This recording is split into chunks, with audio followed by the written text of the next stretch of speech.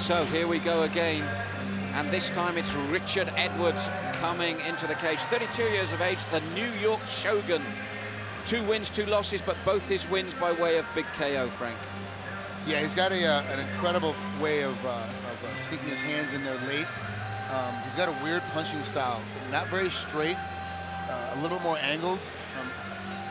I hate to make the comparison to other fighters, but he kind of throws punches, you know, like a Paul Daly, but without the power behind it. But he sneaks them in, so a lot of times, both his knockouts, the guys didn't see the punch coming. They were caught off guard. He was throwing at a weird time, a weird position, catches him and puts him down. Now, if we look at camps, again, we've talked about it before, but Legacy BJJ and Kettle's gym, we saw Alan Kettle there. That's a good pedigree to have in your corner. Yeah, it's not bad at all.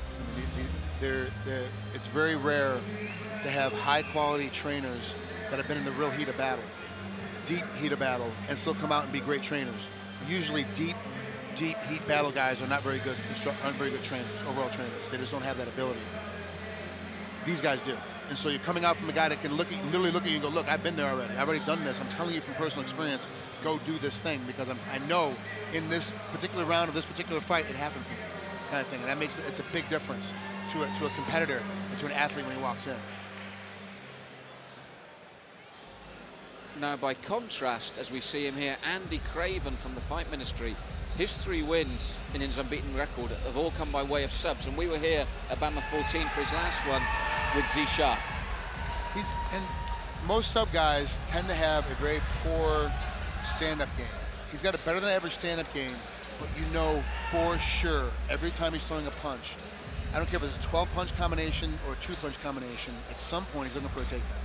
He's looking to put this on the ground. He's the most comfortable on the ground and wants the game there as fast as possible, even if he's on his back. There's a good sweep game to get himself back on top if he needs to. Has great submissions from top or bottom. He uses his punching extremely well to get to the takedown, where most guys will punch, then take down when they're in trouble. He's very good at using his punching power to get the takedown, closing the distance, and putting a guy on his back, at least in his last 3 fights. But against a guy like Richard Edwards, it's going to be a little more difficult because, 1, he knows it's coming, and 2, he's been coached very well to understand this is what's going to happen coming here very quickly. Because that's one of the things we often see on the undercard, Frank, when we're commentating, is the takedowns, with due respect, the less experienced fighters aren't often set up. Whereas you're saying here, we've got a man that actually thinks about the setup, thinks about what he's doing. And that's the toughest part, is really taking that time and having that experience. At such a young portion of your career, is having that experience to go, okay, I know if I throw this punch combination, he'll do this or react this way, and there's a takedown. They tend to go quick, hard, and heavy, not expecting it, and then just blindly diving in for a takedown in the wrong position. I should always shoot a double leg, even though a double leg's not really there right now. So when we look at the 2 men, I said Richard Edwards, the 2 wins by way of KO. It's an easy thing to say, but we're looking at a guy that want to go to ground, and we're looking at a guy that really won't want to be there. Exactly. And don't think it's classical, striker versus submission guy. This is not what this bout is. Both guys know how to battle. Both guys have a great submission or have a great fight game, but they just have the preference of how they want to finish fights. So let's go to our MC, Mike Markham, for the announcements. This bout is scheduled for 3 5-minute rounds in the BAMMA Featherweight division. Introducing first the man standing to my left and fighting out of the red corner. He stands 5 feet 9 inches tall and weighed in at an even 145 pounds. He is a freestyle fighter. His record, 2 victories opposite 2 defeats. Fighting out of London, England, by way of New York, Richard Edwards.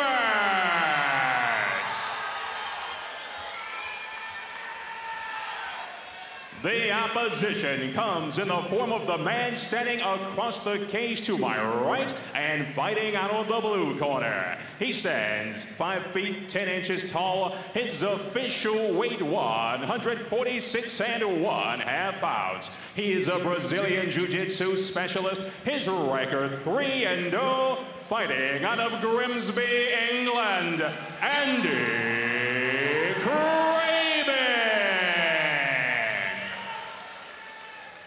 Your referee, Mark Goddard. What really interests me about these early fights, Frank, is we've seen in each of the fights an unbeaten young man that's on the way up, and each time they've been asked questions. That's what's excited me about tonight already.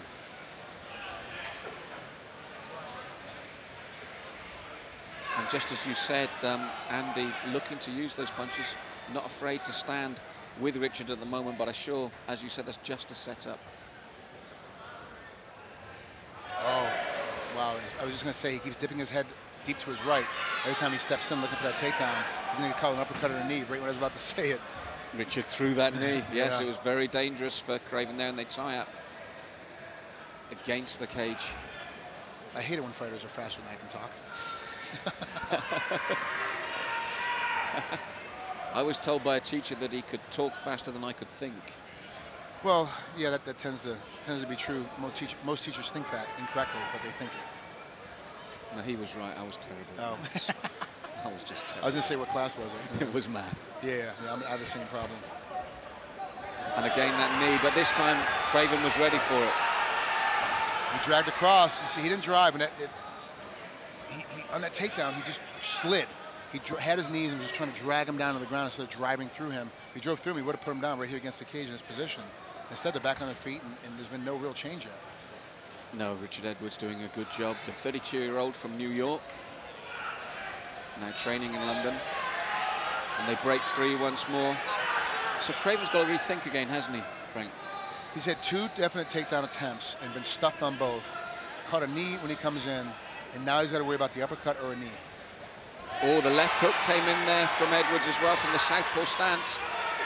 And Craven looks just a little bit shook up at the moment, red-faced as well on that right-hand side of his face from those left hooks. That kick to the body hurt him bad. He's backing up. Look at Craven now. He's backing away. He made a lot of noise when he got caught with it. Now he's stepping out. Oh, a nice catch on the corner. Nice right hand came on the corner, hit Edwards on the side of the head. And that was exactly the same time that Edwards had thrown his left hook. This right landed clean, though. Well, you said it wouldn't just be a grappler versus a striker, or a jiu-jitsu man versus a striker, and so it's proved. That right hand set up that tap beautifully. He had him. He could have sat there and ground and pound and knocked him and finished by TKO and gets the submission victory again. So instead of being 3-0, or excuse me, 4-0 with 4 submissions, he could have been 4-0 with 3 submissions and a TKO. But he used that straight striking power to jump right on top of it, put him down, jumps right into the rear naked choke, and finishes it off. An incredible way, and jumped right to it, immediately set him up and took his back. And it all came, as you said, a right-hand counter to a very good left hook. There's that knee. It just backed him off, and it was so difficult. He knew he was coming in right in the beginning of the first round. He thought it was going to happen to it, and he had him off. There's that right hand comes across. You see how Craven threw that right hand. It wasn't a straight right. He dips it around the corner, lays him down, takes his back, and finishes him off. Tight right to the position, and you see how patient he gets. Right, you see his face. Everything relaxed. Once it was set in, he relaxed and calmed down, brought his heart rate down. He could have sat there for 5 more minutes. There's no way that was just getting out of that position. Wow, another incredible stoppage. And as you said, it's the subman's instinct. It could have been ground and pound, but he didn't. Perfect position. He just slides it right in there, got it put in perfectly, and set himself in. Very impressed with Craven. Did a great job tonight. And here's Mike Markham with the official result. The bout ends at 2 minutes, 12 seconds of the opening round. We have a tap out. Your winner by submission via rear naked choke, Andy